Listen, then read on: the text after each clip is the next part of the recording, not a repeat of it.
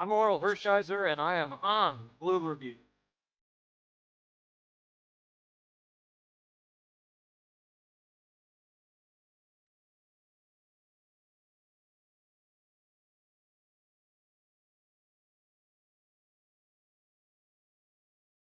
Hey, this is Sean Green. You're watching the Blue Review. Bum, Bum, bum, bum, ba-da-da, ba-da-da, bum, bum, bum. bum. Pew, pew, pew, pew, pew. But then a pew. Pew, pew, pew, pew, pew, pew, pew, pew. Happy Monday, everybody. Welcome to the Blue Review presented by LAX. I'm Marcus Grant. That is Greg Bergman. The Dodgers, pretty good weekend overall. They won 2 of Dodgers. 3 at Yankee Stadium against the Yankees, fittingly enough. We'll get into that and look ahead to a big series coming up this week in Philadelphia against the Phillies. But overall, Greg, pretty good weekend for the boys in blue. I mean, a pretty strong weekend overall. You got two Roki Sasaki with a Yamamoto-like performance, and then Yamamoto with a Yamamoto performance, and then a bullpen game that just got away from them right at the end. Yeah, that was it. Otherwise, pretty good weekend nonetheless. We'll get into that and more. But first, I want to let you know the Blue Review is powered by LAX. Next time you're heading to LAX, look up. You'll see the future of airport travel in action as the new all-electric Skylink People Mover train is undergoing testing. For more information, visit lawa.org/ESPN. So, all right, you want to start with Friday? Yeah. Or you want to start with the bad stuff and work backwards? Where do you want to go? Ooh, I mean, there's not a lot of bad stuff, but let's start positive. Let's start with Roki. Okay. The guy was fantastic in that game. Was outstanding. You mentioned he looked a little bit like Yama. He was sort of cosplaying as Yoshinobu Yamamoto on Friday night in a game which I think everybody involved sort of held their breath because you just don't know which version of Roki is going to show up on any given day. And factor in that he had a little bit of a break because of the All-Star week. He was going to Yankee Stadium to face the Yankees. You just didn't know what version you were going to get. Instead, we get the version that apparently hits 100 regularly. Yeah, 21 times he hit 100 plus, and I think he actually hit 102 at some point.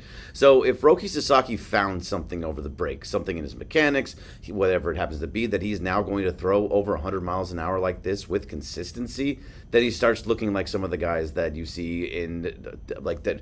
I'm not comparing him to them, but it's these types of guys where it's like a Jacob Mizorowski where he's just constantly hitting over 100, or Paul Skeens, or Hunter Green, dudes that just are just throwing with high velocity. And if the thing was, it also was that he was kind of hitting the plate too. Not a ton of strikeouts. I think he only had 5. But the fact of the matter was, he kept that entire Yankee lineup completely off balance the entire time, and he was hitting his splitter too. So it was a really, really nice outing from Roki. And the biggest thing, Mark, is the biggest thing for me: one walk. One walk. One walk. That's it. That always seems to be what dictates the success or failure of a Roki start is the number in the walks column. If it is low, generally he's pretty much having a good day. If it is elevated a little bit, if you start talking about 3, 4 more walks, chances are he's running into problems and he's probably not going to be long for the game. But he looked fantastic.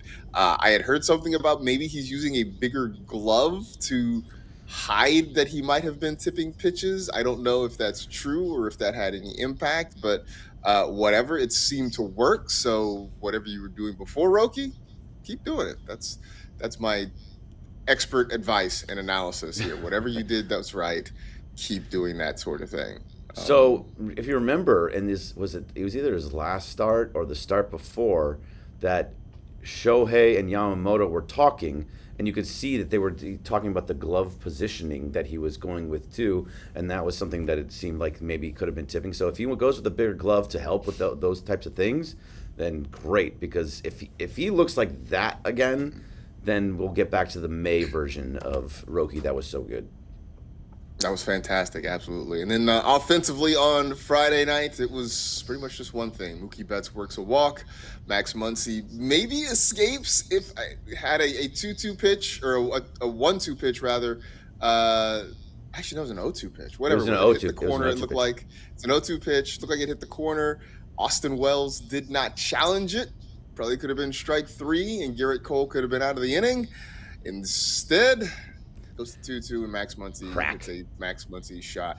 I also Max Muncy bat flips or in this case bat drops are a thing of beauty. He's so good at that. He's really good at it. So I was here with Travis, and we were walking out, and so it was past 6 o'clock, and the show was just over, and we're walking out and looking into the studio. I'm like, oh, Max is up. So I just got like looking through a window in between a couple of different things, and all of a sudden, boom! Just got a hold of that one. And to the point about the Austin Wells thing. Austin Wells yesterday in the third game, or I guess the second end of the doubleheader, he was challenging everything and getting it right. So the fact that he did not challenge on Friday for Garrett Cole, is a thing. Like, I mean, it was just like a tip of the ball that kind of hit it. But either way, Garrett Cole was just mowing them down, and then that's all it takes against this team. One at bat is all it takes. I mean, it felt in some ways kind of like Game 5 of the World Series, right? Where Garrett Cole was lights out, and then it just kind of came apart in one inning. Now, this wasn't coughing up a 5-0 lead. Garrett Cole didn't forget to cover first base, but it sort of rehashed all the elements, or a lot of the elements of the 2024 World Series, where we have the Garrett Cole just dealing until he wasn't. Throw in the Aaron Boone decision to make or not make a pitching change, where he goes out and he talks to Cole and decides, well, I'm going to leave you in to face Muncy. You told me you got it. And then he gives up what was the game-winning home run. It just so many ways felt like 2024 all over again. I know, and that was such a fun time, too. So basically you're saying Garrett Cole, instead of pointing over to Anthony Rizzo at first base, he was pointing into the second deck in right field. Yes, right. Exactly. That's exactly what that was. Man. All right, so then we move on to Saturday, or Saturday. Well, Saturday's rained down. Saturday, so Sunday, nothing happened on Saturday. Nothing happened, so we can go to Saturday, sure. So there was Saturday, and then we move on to Sunday. So the early game on Sunday, the Dodgers started a little bit slow, but Max Muncy kind of gets it going against Cam Schlittler with a pop-up that gets lost in the sun, turns into a double. Eventually scores a run. The Dodgers would late break it open and get an 8-2 win. But the story of that early game, Greg, was easily Yoshinobu Yamamoto in his complete game. Oh yeah, Yoshinobu Yamamoto was fantastic. But just before we get to that portion of it, and you mentioned the Cam Schlitter part of it, excuse me, Cam Schlitter. I don't know how they did it, because to a pitcher of Schlittler's caliber, they had him over 80 pitches in the fourth inning. Yeah. They just grinded him through. In the first inning, he was right around 20, and then in the second inning, he was at 44, and in the third inning, he was over 6. It was in the 70s. Just whatever they were doing, they weren't scoring a lot of runs really early on, but they were still just grinding out at bats against him, making him throw pitches over and over again, and they got to him. That's exactly what this Dodger team does. Is if it doesn't matter if you're a good pitcher or a tough pitcher, when they're on like that and they can see the pitches, they know what's coming. They're not going to. They're just not going to swing, and that was a fantastic ABs from all those guys out there. But to the Yamamoto part, he has been by far and away the best pitcher this Dodgers team has had for the last 3 years, obviously, but even this year. And I think that it's starting to get to a point where, if Jacob Mizorowski just even starts to tumble a little bit, probably not going to happen, but if he does, Yoshinobu Yamamoto is right there to start creeping in on that Cy Young conversation. He is getting better and better and better with every single start, and he loves pitching in the big moments. I mean, his whip is as low as the second behind Mizorowski, but his ERA just keeps dropping and dropping and dropping. And I don't know about you, but I trust him more than any pitcher that we have, bullpen starter. Give me Yoshinobu Yamamoto in any sense, and I will take him over every single pitcher in this league in a big moment in the world's. If we have one game to take, I'm taking Yamamoto. Yeah, no, he has reached that status, right, where it is. If it's one game and you need a win, then Yama's the guy that you want with the ball. We have seen it over and over again in a relatively short time here in Los Angeles. I mean, he's just been fantastic since, again, the moment was that 2024 start in the Bronx when he just mowed down the Yankees. And since then, has stepped up huge. Obviously, the way the World Series ended last year was incredible. And I think kind of cemented that he is the guy you want. And I know we're starting to talk about, I think, last year, right, where it has Yama Day is becoming a thing with this team, where Yeah. you kind of look forward to the days he starts. Generally, you can expect that he's going to give you a chance to win, and that he's going to take the ball pretty deep into the ball game too. So that was amazing. It did make me think though, because you have Shohei. We'll get to that in a little bit. Who was scratched from his next start. They're still waiting on Blake Snell. Who is currently the number 2 starter in this rotation? Is it Justin Robleski? I mean, who's our number 2 right now if we had to order them? With Shohei being out Wednesday, to me it's Yamamoto 1. It's with no Shohei and none of the other guys. It's Robleski 2, and I think after that you're just kind of putting guys together here to make something, because if Friday start. I mean, can we put Roki at 3 in that situation? Is it Sheehan? Is it Lauer? Is it Lauer? Yeah. I mean, they say that they're going to go with a 6-man rotation still, so that means probably a bullpen game in between. That's a whole other thing with Yamamoto's start too. He allowed for a bullpen game in the second game. But I guess if okay, so I was thinking about it. So I would go Yama 1, Robleski 2 with no Shohei. Man, this is tough. I think right. I think I gotta. Oh God, this is ugly too. I mean, I might put Lauer in the third spot. I'm with you. I'm gonna go Lauer, Sheehan, Roki. I think I would flip-flop Roki and Sheehan, but that's. I mean, we're splitting hairs here at this point. Yeah, we're splitting the hairs. Like I'm not that high on Sheehan, and I'm high on Roki, so I'm trying to I don't know, man. Look. Either way, no matter whatever that 5-man rotation that we just rattled off, if that's what we went into the postseason with, we're not winning the World Series. Luckily, that's not what we're walking into postseason with. Fingers crossed. Fingers crossed, indeed. Although I will say this, I mean, that rotation that we just sort of predicted or tried to organize, if there is a bullpen game in there, the idea of having either Roki or Sheehan the day before is sort of scary, just because there's a chance that you might have to use the bullpen. Like, either one of those games has the potential to turn into a bullpen game inadvertently, and then you got to figure out what you're doing with your life the next day a little bit. Yeah, so I mean, I don't know. For that, if in that sense, you would have to make sure you have Yamamoto pitching the day before a bullpen. If there's a bullpen day scheduled, Yamamoto has to pitch first, and especially based off of yesterday alone, but in what he's done in the postseason, all the things that is Yamamoto. But you cannot have a bullpen game scheduled after a Sheehan or Roki start. No way.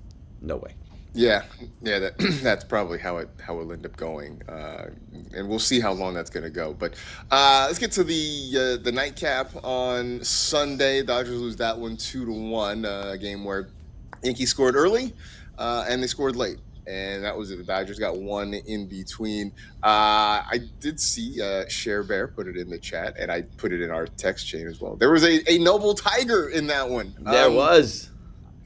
In fact, I'd been at the movies. I took my son to the movies, and I got out and got in the car, turned on the radio, just in time to hear Brock Stewart come into the ball game and shut down the Yankees in a no-outs, bases-loaded situation that kept it at 1-0. Tommy Edman tied it. Unfortunately, Evan Phillips couldn't hold it, and Jazz Chisholm ended up hitting the game-winning home run. But all in all, Greg, I mean, I feel like, the offense really didn't show much, but shout out to the bullpen in a bullpen game for really holding the Yankees down in that nightcap. Yeah, no, it was fantastic. And that Noble Tiger was really, really well done, too. Brock Stewart looked great in doing that. But it was just a day where nobody could really get a hit. They probably just second game of a doubleheader that kind of happens. But yeah, no, it's Jazz Chisholm, by the way, and he popped up out of play on the first pitch to get the second out, and that's when you were Mm-hmm. like, okay, this noble tiger is coming through. But I want to give the shout out. We mentioned it before. Shout out is to Yamamoto for going complete Yeah. game to allow yourself to even be in that game, to use as many guys as you want, to basically say, hey, I allow Dave Roberts to kind of pick and choose how he wanted to put, because he had every single guy available. I thought that was just really well done all the way around. And yes, you lost that game, but they had their opportunities. So, it was Yeah, I mean shout that's the out thing. They had bullpen. opportunities. They kept it close the entire game. It's not like it ever got away. It just happened to get away late. I don't think there's much really to complain about. The fact that you walked into Yankee Stadium and took 2 of 3 from the Yankees, I don't think anybody's ever going to complain about that. So we come into today. The lead in the division is 11 and a half still over the Diamondbacks. A half game lead over the Brewers for the best record in baseball. In fact, they're the only 2 teams with 60-plus wins so far this season. So things still looking pretty good for this team. The one maybe big downer moment for the weekend, or at least moment of concern, Greg, the news that Yeah. Shohei Ohtani has been scratched from his start on Wednesday, and I think the term out of the rotation indefinitely Yeah. was what I read. No bueno, man. That is concerning. No, yeah, it is concerning. It's his knee is not back up to par just yet. So remember he had it. It wasn't drained. There was something else that happened because they said A lubricant injected, yeah. I think is what I saw. Right. So his knee is not. And by the way, he was running up first baseline yesterday and twisted his ankle. It was fine, thankfully, but it was on the left side, the left knee, the left ankle. That was just a scary moment for Shohei yesterday. But either way, yeah, it's definitely concerning to see that he is not going to be in this rotation anymore, and for how long, nobody knows. It also gets me starting to think like, I do think he pitches again this season. I think he pitches when he's ready to pitch again, and if he wants to pitch next year, he's going to do it because that's what he wants. But I think this gets us closer to the conversation for Shohei. Should he just be a hitter and just focus on the hitting aspect of the game? Because if you do get Snell back, and even this year, when you get Snell back, if you do get Glasnow back, you want Shohei in that rotation. But I don't know, man. If he just focuses on the hitting, and he's not, because knee issues, he's got the finger issues, he's got the shoulder issue, like he's got a whole bunch of things that are going on with him. Maybe it's time, and I don't know if it is yet, but it's going to be whatever he wants. But it might be the conversation about just becoming a hitter is getting louder and louder. Yeah, no, I'm with you on that one. And I would think that at least in private circles, like, now, I don't know if they've had this conversation with Shohei, but I would think that Andrew Friedman and the Brain Trust are at least, taking note of what's gone on in the last few months and starting to make those calculations. Obviously, you want him as long as he can be there and be productive, but if it comes at the cost of losing him altogether for an extended period of time, then you do sort of have to decide to make those sacrifices. I think the hardest part in this whole equation is convincing Shohei of that, and getting him to kind of sign off on that. But we'll see. I'm with you. I think he does pitch again this year, but when you hear things like out of the rotation indefinitely, and with Dave Roberts' track record on diagnosing injuries, we might not see him until close to Labor Day back in the rotation at this point. But And you know what? the good That's news okay. is he's still hitting. So Yeah. As long as he's still hitting, but that's okay too. If he's not back till Labor Day, that's fine. Shohei, because he'll still do his side work, and he'll still do all the things that he needs to be ready to be a starting pitcher in the postseason. But that's okay. Give him some rest. Obviously, the whole thing was about the Cy Young for him, that he thought this would be that year for him. It's obviously not. So he can take as much time off as he wants, but also that's okay. Take your time. His health is probably the most important. If you had a ranking of who is the most important health-wise for this team, Shohei has 1, 2, and 3. You need to have him fully healthy if you want to try and go for this three-peat. Obviously, they're going to try, but you have to have a shot at this three-peat. So, take your time. Let yourself rest. And that's also going to fix his finger at the same time. There's a lot of things that will get worked out if he just takes some time and gets rest. And this is what we wanted from him anyway. Before the All-Star break, we were saying, take time, take some starts off. Like, it's fine. So I'm glad that he is going to be out of the rotation for a little bit. Hopefully Blake Snell gets back sooner rather than later to kind of take that spot. But this also probably leads to Eric Lauer not being traded. Yeah.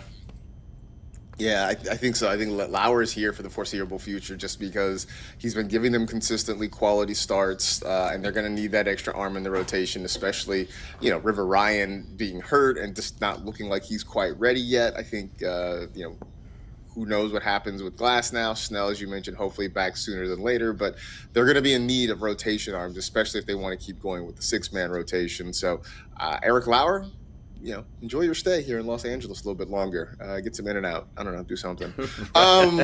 Keep pitching quality starts. Give me quality starts. We're good. Yep, that's all we need. That is all we need. Dodgers start a 3-game series in Philadelphia this week against the Phillies, and interesting pitching matchup. We got Emmett Sheehan going tonight against Christopher Sanchez, and we were talking before the All-Star, or actually just after the All-Star game, that Christopher Sanchez the last few weeks has not been the same Christopher Sanchez that we saw early in the season. I mean, he's still a crazy dangerous pitcher, and he does pitch really well against the Dodgers specifically, but he has been giving up hits, and he's been giving up a lot of them. He had given up over 20 hits in 2 starts before the All-Star break. In the All-Star game in that first inning, he was the reason that the National League team lost. He gave up 3 hits, gave up 3 runs. He was just giving up hit after hit after hit. So something is going on with Christopher Sanchez that maybe all of his powers are at the beginning of the season, and he's having a little bit of that mid-season swoon. So hopefully the Dodgers caught him at the right time. But, I mean, he's still an incredible pitcher, and so I'm still worried about this outing. But if they were going to get to Christopher Sanchez, tonight's the night to get to him. Seems like it. You mentioned the All-Star game start, but the last 2 starts before that went 7 innings against the Tigers. Did get a win, but gave up 10 hits in that ball game. The start before that was just an absolute torch job against the Royals. Went just 3 1/3, gave up 9 earned runs on 12 hits in that one, and took the loss against Kansas City. So we will see what he has tonight. We'll also see which version of Emmett Sheehan that we get tonight. I will tell you that Sheehan against the likes of Schwarber and Harper and the rest of that lineup makes me a little bit nervous. Yeah, the Schwarber part of it definitely gets me a little bit nervous. He just keeps hitting home runs, dude. I think he has like 33 now. Like we just got out of the All-Star break. Just got out of the All-Star break. He's got 33. Yeah, that dude can hit bombs. So Sheehan is always worrisome, but I mean he's had moments. He just needs to, if he can get through the 5th inning, that'd be nice.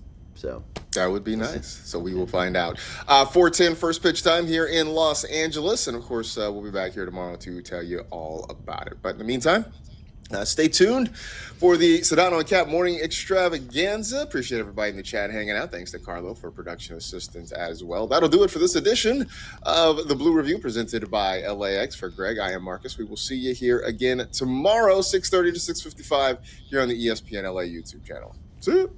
See you.